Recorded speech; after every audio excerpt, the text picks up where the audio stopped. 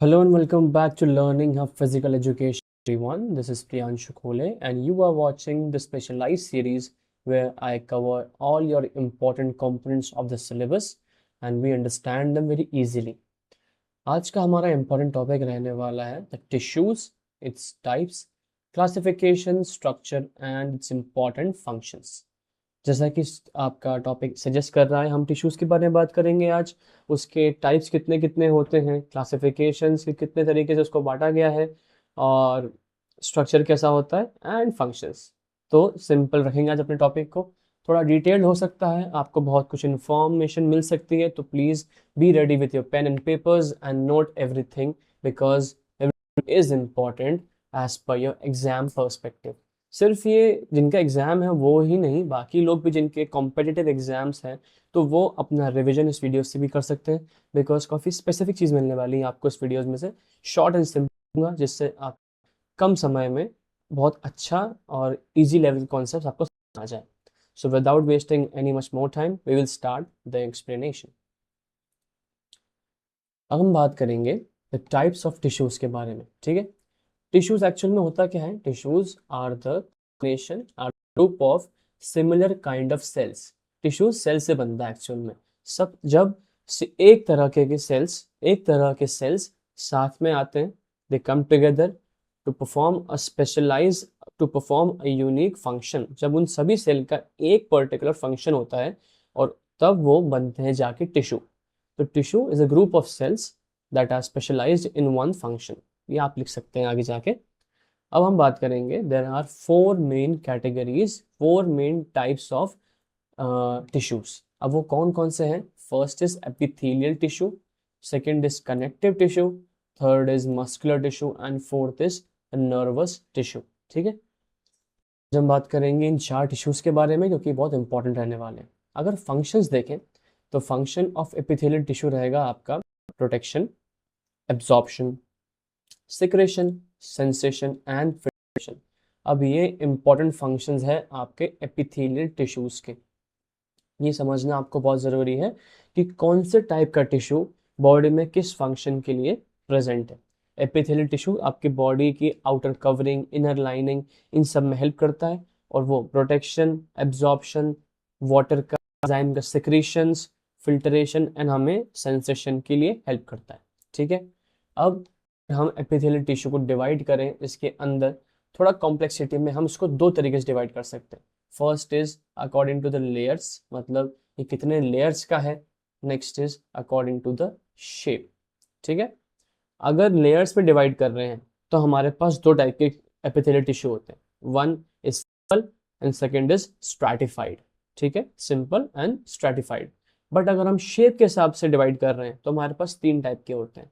First is squamous, second is cuboidal and third is columnar, ठीक है। तो ये कुछ एग्जाम्पल्स हैं, कुछ टाइप्स हैं about the epithelial tissue. Next आगे बढ़ते हैं कनेक्टिव टिश्यू में। कनेक्टिव टिश्यू बॉडी के वो टिश्यूज होते हैं जो हमें डिफरेंट बॉडीज को आपस में कनेक्ट करते हैं, बोन्स को, जहाँ भी हमारे बॉडी में कनेक्शन की ज़रूरत होती है, एक दूसरे को ऐड करने की, ज्वाइन करने की ज़रूरत होती है, तो वहाँ पर प्रेजेंट होते हैं हमारे कनेक्टिव टिश्यूज, ठीक है। अब उनका काम क्या होता है? First is support, providing support to the human body, human skeletal system, muscles everywhere, protection, transportation of minerals, transportation of oxygen, transportation of nutrients, storage of minerals, calcium, phosphate, collagen कहाँ पर स्टोर होते हैं? आपकी bone में, है ना, तो bone भी एक कनेक्टिव टिश्यू है। इंसुलेशन, फैट लेयर्स जो होती है ना आपकी बॉडी की, fat layers are considered as the insulating agent, ठीक है। तो आपको चार इसके एग्जांपल्स, चार टाइप्स आपको बता देता हूँ कनेक्टिव टिश्यू के। First is fat. अब फैट का एक दूसरा नाम आपको मैं बता दूं, it is called the adipose tissue, ठीक है। फैट का एक दूसरा नाम है एडिपोस टिश्यू, ठीक है। बोन को क्या बोलते हैं हम? Bone is considered as hard connective tissue, it is called hard connective tissue, ठीक है। फिर ब्लड हो गया आपका एक, और फोर्थ एग्जाम्पल इज कार्टिलेज। तो ये चार टाइप के आपको एग्जाम्पल्स मिल गए हैं under the connective tissue. The third type of connective tissue is the muscular tissue, the muscle tissue. अब इसके तीन मेन टाइप्स हैं, जैसे तीन टाइप के मसल्स होते हैं ना, तो वैसे ही तीन टाइप के मस्कुलर टिश्यूज होते हैं। First is cardiac muscular tissue, second is smooth muscular tissue and third is skeletal muscular tissue. ठीक है, अब यहाँ पर आएगा आपका first example, first function of muscular tissue is movement. अगर मैं मूवमेंट कर पा रहा हूँ तो मेरे मस्कुलर टिश्यूज, मेरे मसल्स कॉन्ट्रैक्ट और रिलैक्स कर रहे हैं, जिससे मैं मूवमेंट कर पा रहा हूँ। Next is posture. अगर आप मेरी कोई वीडियो देख रहे हो, किसी पॉस्चर में हो, तो उस मोमेंट पे मसल्स कॉन्ट्रैक्टेड हैं और वो पर्टिकुलर पॉस्चर को मेंटेन कर रहे हैं, है ना। And third is heat production. Muscle काम कॉन्ट्रैक्ट रिलैक्स करते हैं, तो वो मैंने आपको एटीपी वाली डेफिनेशन बताई थी ना, तो एटीपी जब टूटता है तो वो हीट प्रोड्यूस करता है। तो बॉडी की हीट और एनर्जी तो बॉडी यूज करती है काम करने के लिए, लेकिन 70 to 80% वो रिलीज हो जाती है हीट एनर्जी। ठीक है, तो बॉडी उसको एब्जॉर्ब कर लेती है। And the fourth type of tissue is the nervous tissue. अब बॉडी के सेंट्रल नर्वस सिस्टम से पूरी बॉडी के पेरीफेरी, मतलब मसल्स हो गए या अदर ऑर्गन्स हो गए, तो इनके बीच में एक कॉमन लिंक है। एक कॉमन लिंक है जिसको हम बोलते हैं सेंट्रल नर्वस सिस्टम, जिसको हम बोलते हैं नर्व्स, है ना। तो जो लिंक होती है वो मेंटेन कौन करता है? आपके न्यूरॉन्स करते हैं, आपके नर्व सेल करते हैं, आपका नर्व फाइबर करता है ना। तो ये सब किसके अंडर आते हैं? These all come under the nervous tissues. ठीक है, जल्दी से आइए हम इनके फंक्शंस पढ़ लेते हैं। First is conducting the electrical impulse. अगर कोई इंफॉर्मेशन मेरे सीएनएस से मेरे मसल्स की तरफ जा रही है, तो वो एक इलेक्ट्रिकल इम्पल्स है और मेरे मसल तक पहुंचती है और मैं वो कोई मूवमेंट कर देता हूँ। तो ये कंडक्टिंग इलेक्ट्रिकल इम्पल्स का काम किसका है? आपके नर्वस टिश्यूज का। Next is communication. वही मैंने आपको बताया, इन्फॉर्मेशन को एक जगह से दूसरी जगह पहुंचाना है तो कम्युनिकेशन की जरूरत है। एक लिंक के थ्रू आपको वो इन्फॉर्मेशन को सेंड करना होगा, तो वो कम्युनिकेशन का भी काम कौन करता है? आपका nervous tissue. Next is regulating body functions. अब कभी भी बॉडी में कोई चेंजेस आते हैं तो आपकी बॉडी के फंक्शंस चेंज होते हैं और हमारी बॉडी उससे रिएक्ट, उससे कोप, उसको अडेप्ट करती है। किसी भी चीज़ से, बाहर की चीज़ अगर चेंजेस हुआ तो हमारी बॉडी से रिएक्ट करेगी, उसको अडेप्ट करेगी। तो ये रेगुलेशन कौन करता है? ये रेगुलेशन आपका ब्रेन इंफॉर्मेशन देता है और उस कमांड पे हमारी बॉडी अपने फंक्शन को, अपने प्रोसीजर्स को रेगुलेट करती है। ठीक है, तो ये तीन इंपॉर्टेंट फंक्शंस थे। आप इनको जो भी लिखेंगे तो अपने कॉपी में नोट डाउन कर लीजिए और तो बिल्कुल फुल प्रूफ कर लीजिए। ठीक है, तो हमने आज चार टाइप के टिश्यू समझ लिए। First is epithelial, second is connective, third is muscular and fourth is the nervous tissue. ठीक है, थोड़ा डिटेल में आके पढ़ते हैं हम एपिथेलियल टिश्यू को। जैसा कि मैंने आपको बताया था कि अगर हम लेयर्स के हिसाब से क्लासिफाई करेंगे तो हमारे पास दो लेयर रहेंगी। सिंपल मतलब only single layered cells, single layered tissue, ऐसा टिश्यू जिसमें सिंगल लेयर्स के हैं। और स्ट्रैटिफाइड मतलब मल्टीपल लेयर्स। ठीक है, और अगर हम शेप के हिसाब से बात करेंगे तो first shape is squamous, second is cuboidal, third is columnar. Squamous का मतलब ये फ्लैट होती है, ये स्क्वीज टाइप की होती है, बिल्कुल पतली होती है, ये thin thin sheet like structure होता है इसका। क्यूबॉइडल में क्यूब स्ट्रक्चर होता है क्यूब का, लेकिन वो साथ में अटैच्ड होते हैं, लेकिन एक ही लेयर होती है उसकी। और कॉलमनर मतलब लॉन्ग रेक्टेंगुलर शेप के टॉल सेल्स होंगे, लेकिन वो भी एक ही लाइन में होंगे, वो एक ही लेयर होगी, मल्टीपल लेयर नहीं होगी। ठीक है, तो उस हिसाब से आपके सिंपल रहेंगे। और अगर उसके सामने स्ट्रैटिफाइड लिख दिया, स्ट्रैटिफाइड स्क्वामस लिख दिया, तो मैंने आपको क्या बताया? Multiple layers. तो बहुत सारी फ्लैट लेयर्स ऊपर नीचे वहां ऐसा सेल होगा। उससे पहले फंक्शन समझ लेते हैं एपिथेलियल सेल्स का, एपिथेलियल टिश्यूज का। If you talk about the functions of epithelial tissue, so ये स्किन में प्रेजेंट होते हैं और हमें प्रोटेक्शन देते हैं, आउटर चीज़ों से हमें प्रोटेक्शन देते हैं। ठीक है, एब्जॉर्प्शन में काम करते हैं, तो जो हमारा डाइजेस्टिव ट्रैक है, हमारा स्टमक है, म्यूकोसा मेम्ब्रेन अगर आपको पता होगा, तो ये लेयर्स होती है हमारे स्टमक की। यहाँ पर इनर लाइनिंग में मैंने आपको बताया ना, तो इनर लाइनिंग में भी आपके एपिथेलियल टिश्यूज प्रेजेंट होते हैं और ये चीज़ों को एब्जॉर्ब, एनगल्फ करने के लिए हेल्प करते हैं। Next is filtration. लंग्स के ट्रैकिया की लाइनिंग में, लंग्स के ब्रोंकाइस की लाइनिंग में भी हमको पाए जाते हैं एपिथेलियल टिश्यूज, जो बाहर की एयर पार्टिकल्स को फिल्टर करके हमारे अंदर, हमारे लंग्स में, हमारे रेस्पिरेटरी ट्रैक में एंटर करने के लिए हेल्प करते हैं। Next is the secretion of glands. मतलब ग्लैंड्स में भी होते हैं ये, और वहाँ पर हार्मोन्स को और केमिकल्स को सिक्रीट करने में हेल्प करते हैं। तो ये चार इसके इंपॉर्टेंट फंक्शंस हमने जाने अबाउट द एपिथेलियल टिश्यू। ठीक है, स्ट्रक्चर को देख लेते हैं एक बार, आपको डायग्राम समझ में आ जाएगा। फिर ये मैं थ्योरी लेके आया हूँ आपके लिए, that is explanation about different types of epithelial tissue. ये आप इसको पढ़ लेंगे तो आपको समझ में आ जाएगा। मैं सिर्फ आपको स्ट्रक्चर एक्सप्लेन करूंगा, आप वीडियो पॉज कीजिएगा और इन सारी चीज़ों को एक बार पढ़ लेना कि कौन सा टिश्यू कहाँ पर प्रेजेंट है। If I went to deep तो फिर वीडियो बहुत लंबा हो जाएगा, है ना। अब हम बात करेंगे, आपको डायग्राम दिखा देता हूँ मैं। अगर सिंपल लिखा है तो सिंपल का मतलब क्या था, सिंगल लेयर्ड, सिर्फ एक ही लेयर होगी। तो यहाँ पे आपको दिख रही है पूरी एक लेयर, ठीक है। और स्क्वामस का मतलब थिन शीट लेयर, मतलब पतले होते हैं, फ्लैट टाइप के होते हैं। तो आपको यहाँ पे सेल्स बिल्कुल पतले दिख रहे होंगे, तो यहाँ इसको हम बोलेंगे सिंपल स्क्वामस। अब ये है सिंपल क्यूबॉइडल। क्यूबॉइडल का मतलब यहाँ पर बहुत सारे क्यूब्स रहेंगे, लेकिन सिंपल लिखा है तो ये सिंगल लेयर्ड के सेल्स होंगे।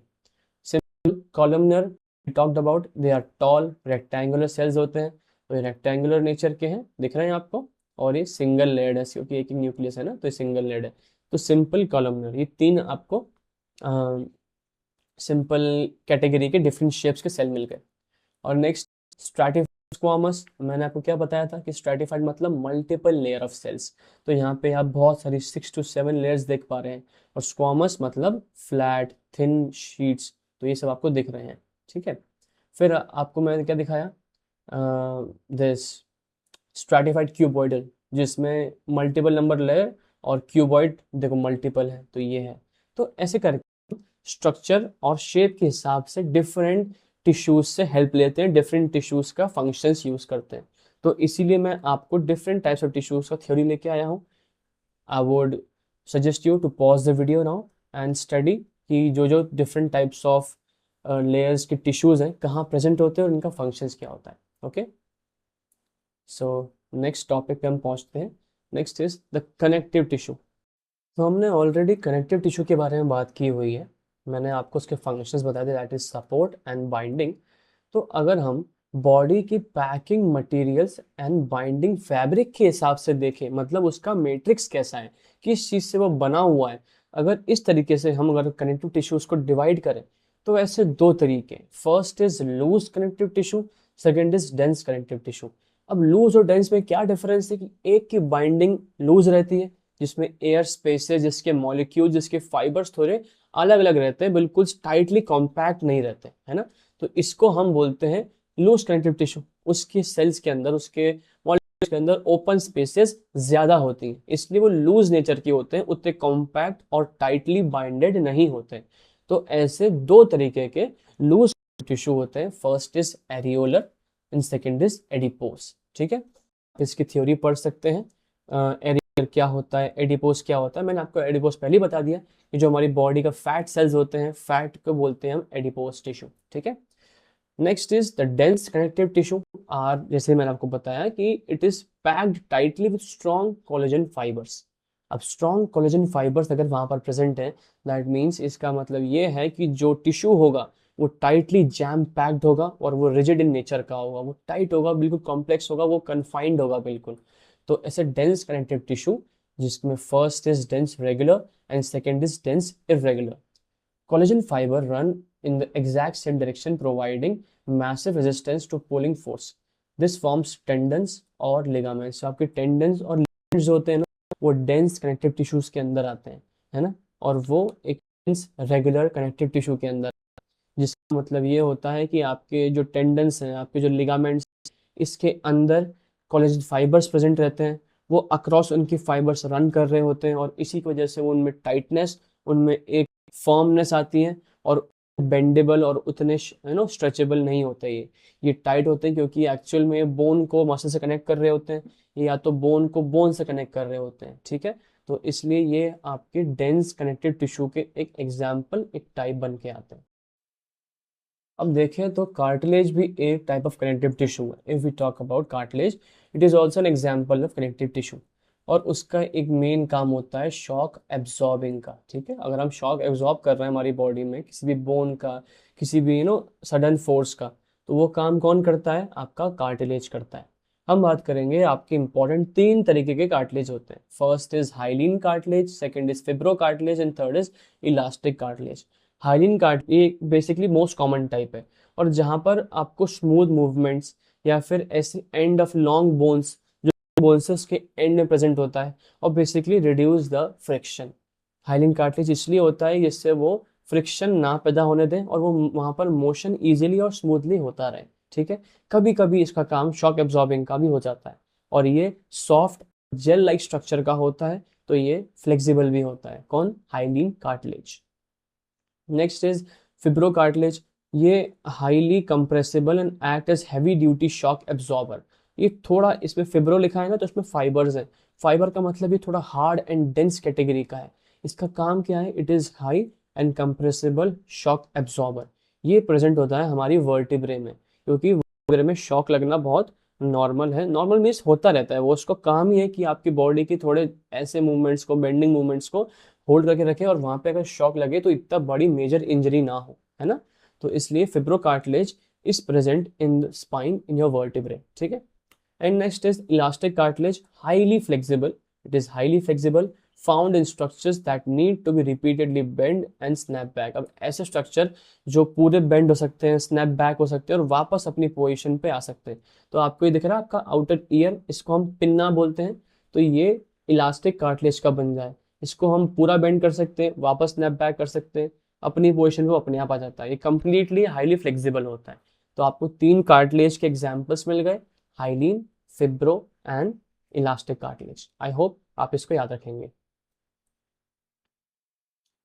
Next is bone. बोन भी एक हार्ड कनेक्टिव टिश्यू है, तो बोन भी एक ऑसियस टिश्यू है जो स्पेशलाइज कनेक्टिव टिश्यू है, वेयर ये कैल्शियम से बनती है, कोलेजन से बनती है, फॉस्फेट से बनती है। इसका फंक्शन क्या है?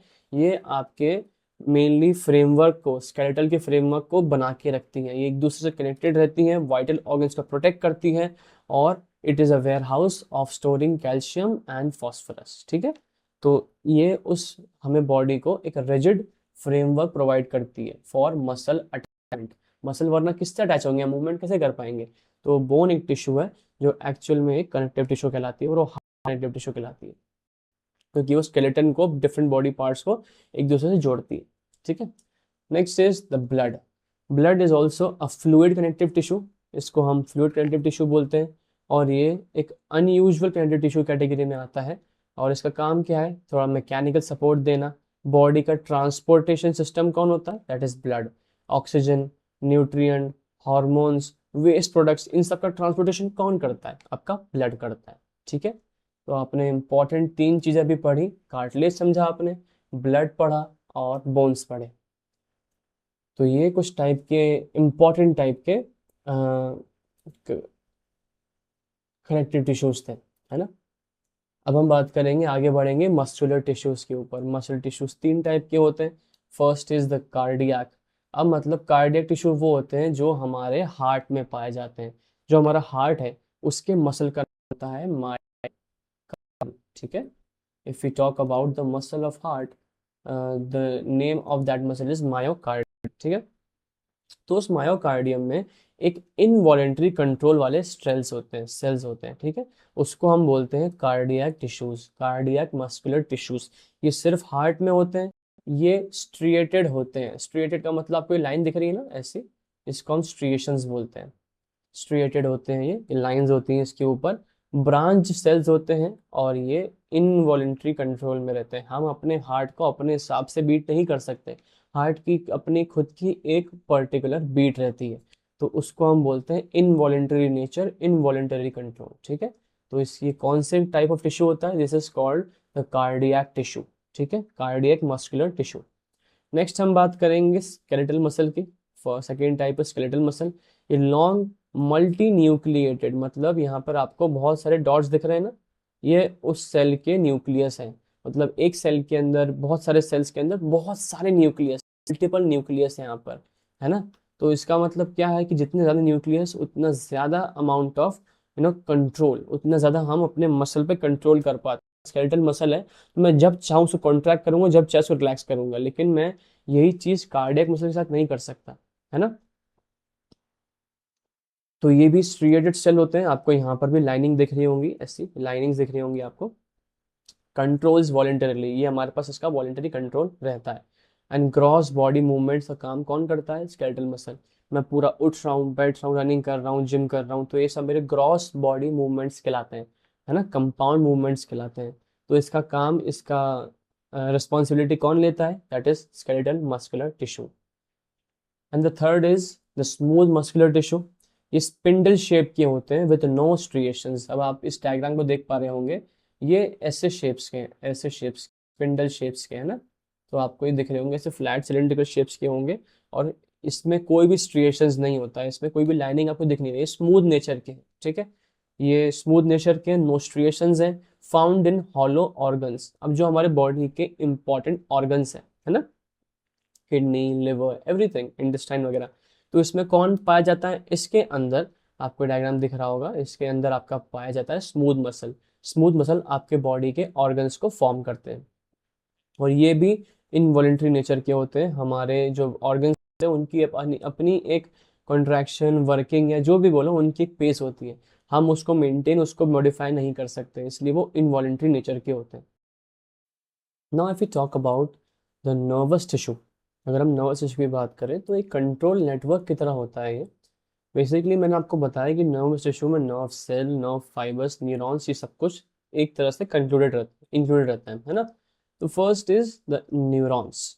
न्यूरॉन्स एक्चुअल में क्या होते हैं? Highly specialised cells featuring a cell body, receiving dendrites and transmitting axon. ये तीन पार्ट है उस न्यूरॉन के।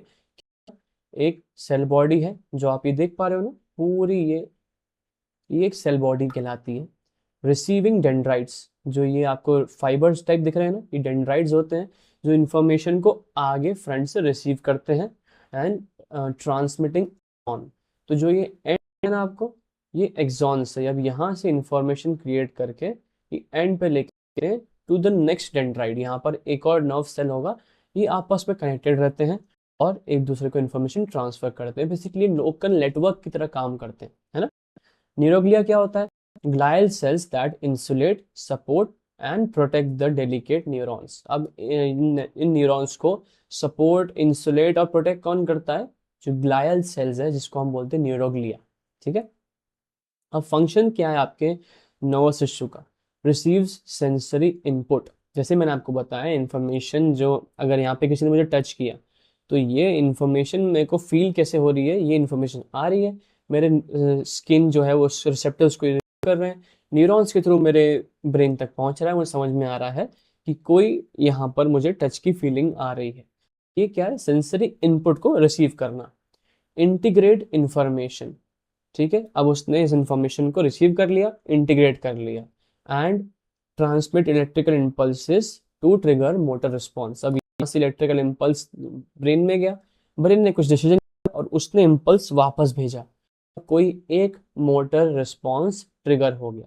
इसका मैं एग्जांपल देता हूँ आपको। किसी ने मुझे यहाँ पर कुछ हॉट चीज टच कराई, तो उसका सेंसरी इनपुट यहाँ से इंटीग्रेट हुआ, इंफॉर्मेशन सीएनएस पे गया, सीएनएस ने इंफॉर्मेशन दी कि remove your hand from that place, तो तुरंत अल्फा मोटर न्यूरॉन्स के थ्रू मोटर रिस्पॉन्स हुआ, मैंने हाथ हटा लिया। तो ये पूरा एक फंक्शन, एक पूरा एक आर्क, एक रिफ्लेक्स आर्क की तरह काम करता है आपकी न्यूरॉन्स और nervous tissues. I hope you understand, ठीक है। जो जो मैंने एक्सप्लेन किया उसको पढ़िए, याद कीजिए और आगे उसको नोट्स में मेंशन कर लीजिए। अब न्यूरॉन्स एक कम्युनिकेटर है, इसके क्या क्या पार्ट होते हैं स्ट्रक्चर के हिसाब से हम बात करते हैं। We will talk about the structure of neurons. ये लॉन्ग है ना, लॉन्ग न्यूरॉन होता है। बेसिकली लार्जेस्ट सेल जो बॉडी का होता है वो न्यूरॉन ही होता है, नर्व सेल ही होता है, ठीक है। अब इसके मेन पार्ट होते हैं, फर्स्ट सेल बॉडी, जो मैंने आपको बताया, ये रही आपकी सेल बॉडी, ये सेंटर पार्ट, ठीक है। नेक्स्ट इज द डेंड्राइट, जो इन्फॉर्मेशन रिसीव करते हैं, these fibres are called dendrite, जो इन्फॉर्मेशन रिसीव करते हैं। एंड थर्ड एक्सॉन, जो एक्सॉन है, टर्मिनल है, जहाँ से इंफॉर्मेशन जाती है दूसरे न्यूरॉन के। माइलिन शीट्स क्या होती है? माइलिन शीट्स जो आपको यहाँ पर ये है ना, तो ये है आपके माइलिन शीट्स होती हैं, और ये एक्चुअल में इंसुलेशन का काम करती है। ये एक्चुअल में हमारी इंफॉर्मेशन को आगे पुश करने में काम करती है ना। आप इसकी नोट्स पढ़ेंगे तो आप समझ जाएंगे क्या होता है ये। एंड नेक्स्ट इज बेसिकली थोड़ा न्यूरोग्लिया के बारे में बताया हुआ है। ग्लायल सेल्स, ये बेसिकली आपके सपोर्ट स्टाफ होते हैं। These are the support staff of your neurons. ये इनका फंक्शन होता है फिजिकल सपोर्ट देते हैं, ये आपको इंसुलेशन देते हैं आपके नर्व सेल को, protection and clean up and nutrition, basically इसको हेल्दी कौन रखता है, आपके नर्व सेल को, न्यूरॉन्स को, दीज आर न्यूरोग्लिया, ठीक है। अगर if high neurons are high performance cars of the body, the neuroglia are the cupid, मतलब जो आपकी हाई परफॉर्मेंस कार है अगर आपके न्यूरॉन, तो उसके हेल्पर, उसके केयर टेकर, उसके मेंटेनेंस वर्कर कौन कौन से हैं, सपोर्ट स्टाफ कौन है, वो आपके ग्लायल सेल्स हैं, वो आपकी न्यूरोग्लिया है, ठीक है। तो इस तरीके से मैंने आपको एक्सप्लेन किया बहुत इजीली और बहुत प्रैक्टिकली, एक एग्जाम पॉइंट ऑफ व्यू से मैंने कोशिश की कि आपके कॉन्सेप्ट को मैं क्लियर कर पाऊँ, ठीक है। और मैंने जितनी आपको थ्योरी प्रोवाइड की है इतनी आपको एग्जाम में लिखने के लिए मेरे हिसाब से इनफ रहेगी to explain different points, different things according to your syllabus. I hope this is clear to everyone. If you like the video and if you like the way I'm teaching, just follow and subscribe the Learning Hub Physical Education, और इसको share कीजिए इस video को, just so that my videos can reach many people in the college, different colleges, and everyone get a perfect and pure explanation about the connective tissues, ठीक है। Thank you so much for watching. Bye bye. Take care.